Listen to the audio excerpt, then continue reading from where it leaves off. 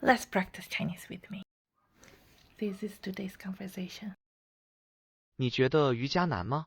我刚开始做的时候，很多动作都做不好，现在慢慢习惯了。你平时运动的话，一般多久一次呀？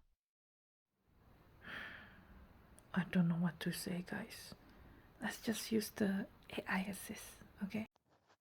瑜伽有点难吧？我每周运动3次左右。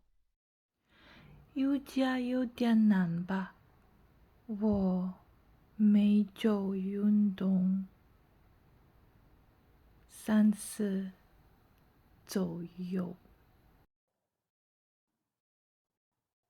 没关系，刚开始都这样。你每周运动3次已经很棒了，慢慢坚持就会越来越轻松。下次跑步可以试试听点喜欢的歌，会更有意思哦。